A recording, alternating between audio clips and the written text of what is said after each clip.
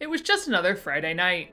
There I was sitting on the couch just mindlessly enjoying my lovely Friday night evening ritual of watching Rachel Maksy while sitting on the couch and relaxing. In this video, apparently my new look is Dad who is writing a novel in his spare time. And this week's involved Fake Aesthetic Generator, which while it was highly entertaining overall, and I think my personal favorite still has to be Victorian Dragon, I sat there and thought, gee, I think I know vintage sewing patterns that could go along with this. Good idea. So a few days later, once I'd mustered up the courage to actually message Rachel on Instagram, I asked if this would be okay for me to go ahead and make this video about finding her vintage aesthetics, but in vintage patterns or slightly modern patterns that are easily available and cheap. Y'all, she said yes. Well, I mean, that's sort of obvious now because we're making the video. Hi, my name's Stephanie Canada. I have been selling vintage sewing patterns for the better part of 10 years, and while I do lots of vintage sewing pattern content because I have a lot of knowledge up here about them, but not necessarily making them, since I only really started doing that last year because of pandemic. So I put on my best vintage sewing pattern seller hat and dug into the internet. So after digging through the Vintage Pattern Wiki, my website, and Etsy, I have come across many patterns that y'all can use to make her lovely outfits, like Victorian Dragon, at home for cheap. But wait, in case you haven't watched any of the Rachel videos, I'm gonna stop you right here. I'll link them down in the description for you. You should probably go watch those before you watch this, unless you just wanna know about vintage sewing patterns, and then hang out and come with me on this journey. Because my goal in this is to make sure that I'm finding cheap patterns that are accessible for you at home, keeping it under $10 if possible. Now, while most of these are absolutely vintage patterns, some of them did have to go a little bit more toward the modern side, and some had to be reproductions just so they're a little bit easy and more accessible and not $50 patterns. So let's go ahead and grab our coffees and dive in. To Whiskey Grandpa. Because while this actually wasn't involved in her second video, it was from her first video, it sort of has become more of a thing on her channel that she mentions repeatedly, so I feel like it would help y'all to find patterns to go along with it. So some of the attributes that I use to search for Whiskey Grandpa are, for the top, we're looking for a Henley half-button long sleeve shirt, because then you can use that to shove it up to 3/4, or you could look for the 3/4 length sleeve as well. For the pants, you're looking for a high-waisted tapered leg with pockets that have a pleated front. And while she did the trousers, I've also seen a few folks on Instagram do a skirt too, which is just a pretty standard button front gathered skirt. Now for the Henley, the first one that I found that'll really work well is Kwik Sew 697. Now this one isn't super readily available. However, there's also Simplicity 5147. Now this one can be made out of either a stretch or a non-stretch material, so that way if you just prefer like a straight cotton shirt instead of an actual Henley with the waffle weave, then you could use it for that as well. Now for the trousers, I will say, they're not super hard to find, especially if you're looking into the 1990s patterns for any type of tapered leg pant, because pleated front pants that were tapered leg were all the rage in the 90s. So those aren't terribly hard to find. Although one of the ones that I found that I think will be really lovely is Simplicity 7590, because it does have very similar lines and look to the one that Rachel found. There was one other one from the first video that I really enjoyed the look of, and that has to be Bakerycore. I'm not really sure why this one spoke to me so much, but it's just really very sweet and simple with nice lines. And while it has a lot of interest, it doesn't have a lot of like the extra frilly bits, even though my shoulders come out to East Creation today because I decided to wear a frilly blouse just for this reason. So now with Bakerycore, the items that I'm looking for are a sweetheart neckline blouse with a button front, puff sleeves, and bonus points for the princess seams. Then we have an A-line skirt that hits at the mid-calf, and a half apron that's slightly gathered at the top. And to that end, I found Butterick 6086. Now, while the blouse isn't spot on because I feel like the sleeve, especially in this, has much less poof than the one that Rachel had in the video, I feel like the lines are all correct that would give you that feel. And for the skirt, I think your best bet is going to be either Simplicity 5245, but the skirt would need to be lengthened, or Butterick 3163, using the version C skirt second from the left. And lastly, the apron. This is really the only accessory that I dive into, but if I'm going to be honest to you, once you find your skirt pattern and you know how wide your front is, cut yourself a rectangle. Actually, cut yourself 2 rectangles, one that will cover the entirety of the skirt and one that'll go around your waist. And make sure that when you attach the two, that you're gathering the top of the large front rectangle and Bob's your uncle, there's your apron. And now we're gonna dive into the newest video, starting with Space Retro. As far as my feel goes, this was my number 2, right behind Victorian Dragon, as far as the favorite looks from that video. Now, I will say I did do some sleuthing, obviously, because I'm a nerd. And I did notice that Rachel used a reproduction pattern. Now, do not go and throw any hate at her. All you vintage pattern nerds, leave her be. She used what was available to you. And while I personally do not advocate for using reproduction patterns, that doesn't mean that they can't reach a wider audience. So while I personally would not have used it, we are not going to throw any shade at the fact that she did. And in fact, if you're looking for the top, it's going to be Simplicity 1166. So that way, in case you want to go ahead and make it exactly like Rachel's, then that's going to be one of your best bets. Just knowing that it's a reproduction pattern and they didn't actually reproduce off of the real things most time. I don't know why I'm doing this. Here we are. Now let's break down the whole outfit now that I have that moment out of the way. For the entire look, you're really just looking for a bra top playsuit. Between the bra top that you can see that she made here, as well as the half open skirt and the shorty shorts, because that's the most technical thing I could think to call them. Now, if you don't want to go ahead and try and find the reproduction pattern, because shockingly they were still charging a fair amount for it, which that's just no, don't pay that much for it. However, there are a couple more available options. Personally, I have made a reproduction. Boop. It does involve some drafting. So before we get too excited and think, oh, I can just print it out. No, I am not wearing history. I love her dearly. However, mine is a slightly DIY. It gives you a couple pieces and you gotta draft a couple pieces. So if you feel like drafting some, then mine would be a good option. Or you can also go to Mrs. Depew, who has a couple different options. I believe also you have to draft on most of hers, but she has a really nice dot system for most of hers. So it's really, really quite easy to do her patterns. But either way, I think that those are both going to be better options than the reproduction, because I'm a pattern weirdo.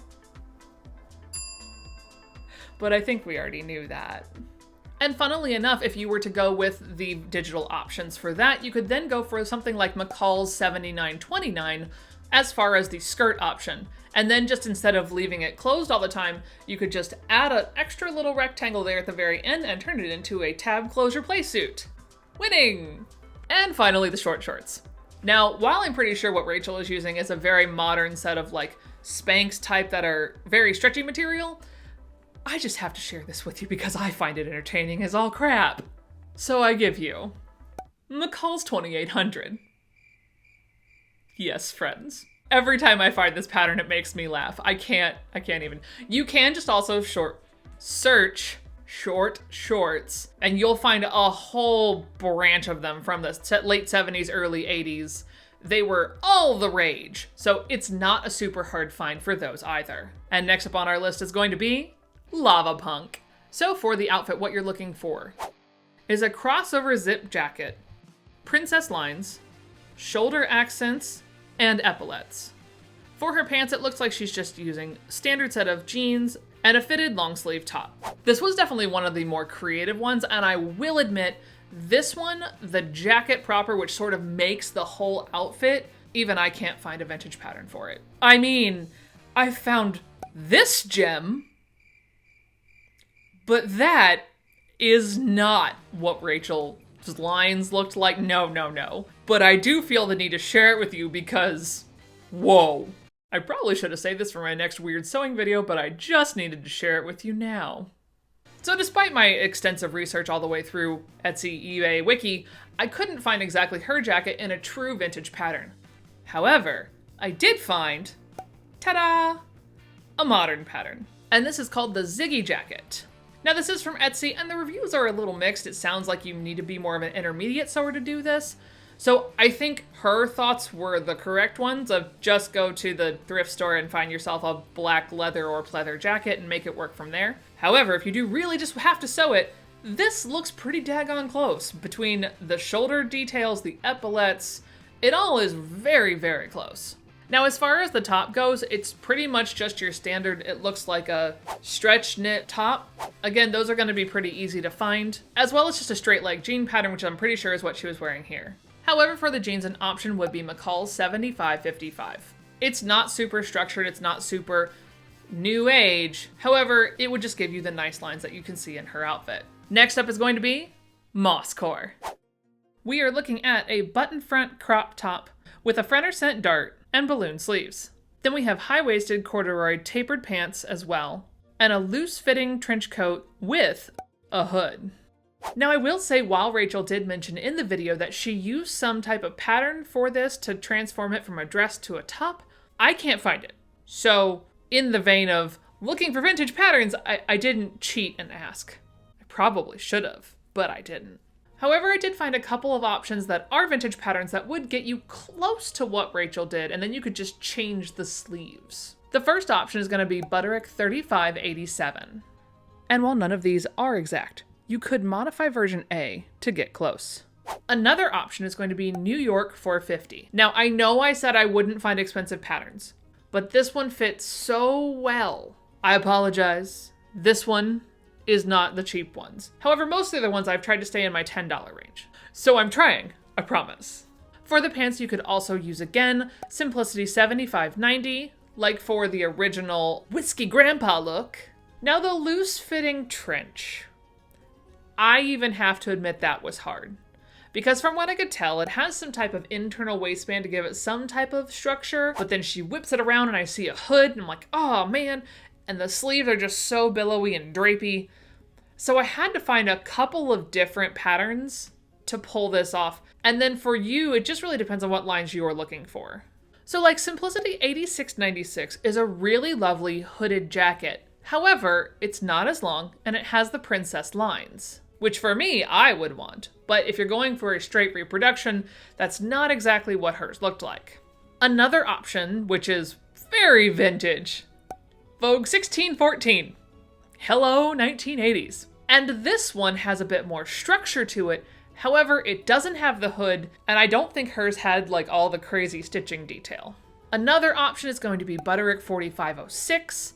But again, that one doesn't have a hood, but it has sort of that like unstructured feel to it. And the last option I found was Butterick 4486. So like I said, it wasn't really easy to pick like one pattern that had everything that hers had. So I did my best for you. And now let's head on to Circus Vintage. Now, if you remember her video, she actually lamented that she gave away this DKNY super buttoned vest that she had prior for this look, that she thought really would have just made the look. So since that was her original intent for this look, that's the one that I looked for the pattern for. Not the one that she said gave off Gaston vibes. So for the one that she wished she would have had, for this vest, you're looking for a high neck collared vest with a pointed bottom. But don't put in lots of buttons because you'll just get this. Not helpful. And while there are a couple of close contenders, I personally feel like Butterick 5888 really came the closest. I like how the collar looks, and you can always add that extra button detail through the front. But I think it has enough of the main points of the one that she had to really get the vibe across. The other parts of her outfit are a white button-up and what look to be either really loose-fitting pants or possibly just really unstructured jodhpurs. I'm sorry if I'm saying that wrong, which I probably am, and you're gonna hear it a few more times. Because it's a fun word. Jodhpurs. Jodhpurs? I don't know. Awkward. So to really look for the jodhpurs, which are the hardest one to find, because let's face it, a white button-up is sort of a white button-up and a white button-up. Once you find the vest that she lamented on not having, and the jodhpurs, the button-up's just kind of gravy. So it just depends on what type of sleeve you want. So I'm not really gonna give you patterns for that because it's a very basic look. However, the jodhpurs were found by typing in vintage jodhpur pattern, and by golly, there were way more than I thought. A couple good options are Vogue 8087, which this one is a little bit more on the expensive side, so maybe some of the other options might do a little bit better. Another really good option is going to be McCall's 7670 or McCall's 4481. I think both of these are really going to be just good basic patterns, but if you don't like the look of any of these, they really are just vintage job print patterns. And not the ones that I've found that are for little children. Which still to this day cracked me up. And last but certainly not least, my personal favorite, Victorian Dragon. To hunt for the Victorian Dragon, I looked for a princess line bodice with puff sleeves and a peplum.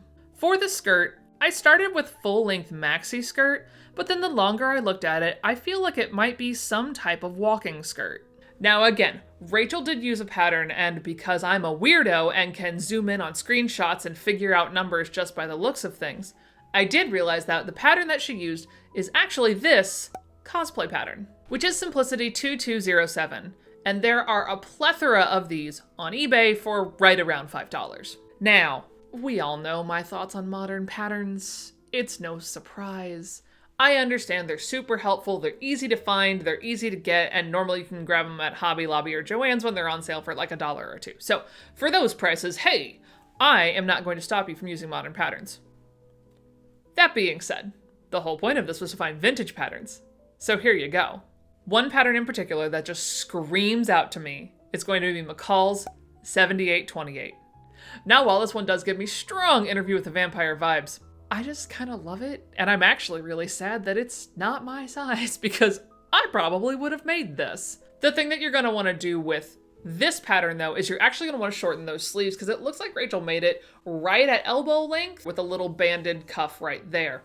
But one other thing that I did notice in her video is that when she does use Simplicity 2207, it looks to me like she actually added her own rectangular peplum around the bottom, which is really just cut yourself a really long piece of rectangle, gather it down and turn it into a peplum instead of the banded waist. But as I've never seen the pattern, I'm not 100% sure on this, but from all the line drawings I saw, that's what I can gather she did. Now for her skirt, what I was really looking for originally was a full-length maxi skirt. Maxi?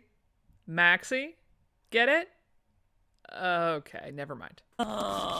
And the more I looked at it, the more it just looked wrong, because it actually looks like some type of walking skirt with a flat panel front and very gentle pleats around the side. And just a little bit of a train on the back just to give it that extra flair. Extra? Extra. That was supposed to be the word extra. I don't know if that came out. So for two of these, the ones I found were Folkwear 209, which is going to be a reproduction walking skirt. And the other option, which is more of a true vintage pattern, is going to be Butterick 7139. This is more just a gored skirt all the way down that'll give you the flow without necessarily the pleats like hers had. And my battery's exhausted again. Great. Well, folks, I hope you enjoyed this little dive into turning Rachel Maksy's looks into vintage patterns so that you can make them at home. If you did, make sure you click that like button down below, making sure to leave me a comment in case there's anyone else you want me to find vintage patterns for their outfits. And turn on the bell notification so maybe YouTube will tell you eventually when I put out a video. When in doubt, stay beautiful, friends. We'll see y'all next time. Welcome to my new camera, because mine died ceremoniously today, and I just said f it and I went to go get a new one. Oh yeah, and it's Thursday at 4 o'clock and I'm supposed to have this video out by tomorrow at like 8. Put in whatever pattern you find here and do a separate screen of it, because you didn't find it. Cut that out. That was awful. All right, now back into it. Put that before the coffee, because my battery's about to die. So I put on my best vintage setting. Now for the plouse. All right, you don't have that much battery life, Stephanie. Let's go. Now, yes, this does give me strong Vampire Diaries? Interview with a Vampire? Interview with a Vampire, that's the one. And now, coming up, oh boy. Is that the battery dead? I don't know what that means. Can I fit it in? But really, if you're watching this channel and you don't know who Rachel Maksy is, I don't really know how you found me. So, hi, glad you're here, but really you should go watch her stuff too, because she's amazing.